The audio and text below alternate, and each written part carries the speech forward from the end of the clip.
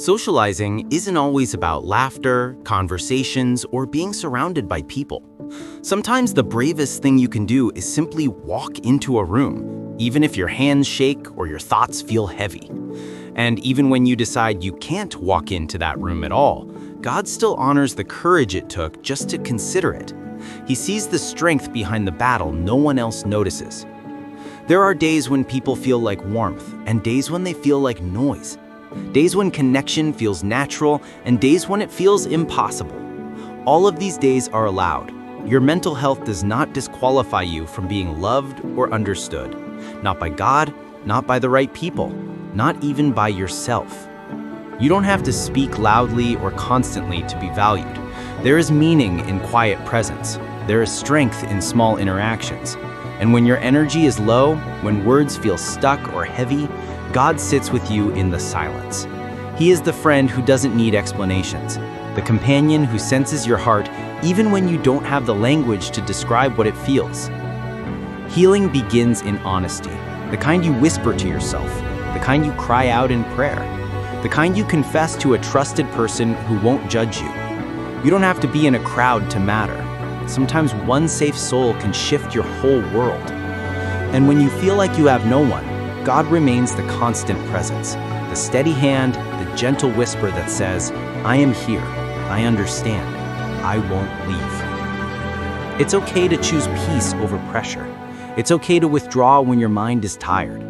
Selective socializing doesn't mean you were broken or unfriendly. Sometimes it means God is guiding your steps toward environments that protect your heart rather than drain it.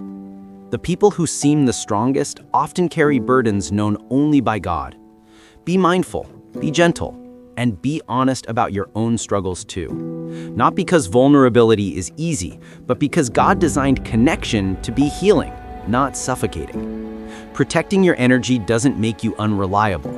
It makes you aware. God doesn't ask you to sacrifice your mental well-being to please others. If a space makes you feel small, you don't have to stay. If conversations leave you anxious, you don't have to force them. If friendships weigh heavily on your heart, you're allowed to let go. God doesn't call you to relationships that crush your spirit. He calls you to those that nourish it. Social anxiety, fear of judgment, overthinking, these aren't signs of spiritual weakness. They're signs of being human. God doesn't shame you for the storms inside your chest. He climbs into the boat with you. He calms the waters slowly sometimes, gently teaching you that you're not alone in the chaos. Healthy relationships feel like coming up for air after being underwater too long. They don't demand constant performance. They don't punish you for quiet days. They don't treat you like an inconvenience when you're struggling. The right people, and the God who guides you toward them, will honor your boundaries rather than guilt you for having them. Silence isn't rudeness. Sometimes it's healing. Sometimes it's prayer. Sometimes it's the only way your heart knows how to rest. God understands silence better than anyone. After all, He speaks through stillness, through gentle moments, through the quiet spaces where your soul finally breathes. You're never a burden for needing reassurance. The right people won't criticize you for it, and God will never tire of reminding you that you're loved, chosen, and seen. Your hard days don't make you difficult. They make you human. And humanity is exactly what God created you for. Loneliness in a crowded room is one of the hardest feelings to explain. But God sees even that. He knows the longing behind your eyes, the ache for genuine connection, the desire to be understood without having to explain every detail. He knows the deeper version of you, the one you sometimes hide because you're afraid of being judged. If a place makes your soul shrink, it's not the place God wants you to plant roots. He will guide you toward people who expand your spirit, who make you feel seen rather than scrutinized, who speak life instead of triggering anxiety. Healing doesn't always come through isolation. Often God brings healing through relationships built on kindness, patience, and understanding. Not every smile is real, not every laugh is joy, and not every conversation is connection. Be tender with others. Everyone is carrying something, and many carry it quietly. You deserve interactions that lift emotional weight off your shoulders, not add to it. Socializing shouldn't feel like a performance.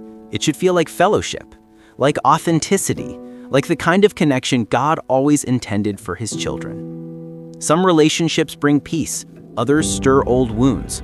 Sometimes God uses discomfort to reveal who isn't meant to stay. Sometimes he uses calmness to confirm who is safe. Pay attention to the people who make your nervous system relax. That is often where God is working. You're not too quiet. You're just in need of environments that honor your spirit. You can enjoy people and still crave solitude. You can love socializing and still become overwhelmed. These contradictions aren't flaws. They're signs of balance, signs of growth, signs that you're learning yourself in God's presence. Find the people who make vulnerability safe. Find the ones who don't make you apologize for being real. Trust that God places the right individuals in your path at the right time. Those who will love you in a way that feels like breathing instead of hiding. Alone time isn't loneliness, it's restoration. It's the moment your mind can unclench. It's the space where God speaks softly, reminding you that your value doesn't come from social ability, but from divine design. You don't have to be the loudest personality to matter. You don't have to be the funniest, most outgoing, or the center of attention. God handcrafted you intentionally. Your quiet, your depth, your heart, your struggles, your strengths. One honest conversation with the right person can calm months of anxiety. And when that conversation doesn't exist, God listens. He listens to the prayers you think are messy. He listens to the thoughts you're embarrassed of. He listens even when all you can offer are tears. Socializing will feel easier some days and impossible others. God sees both.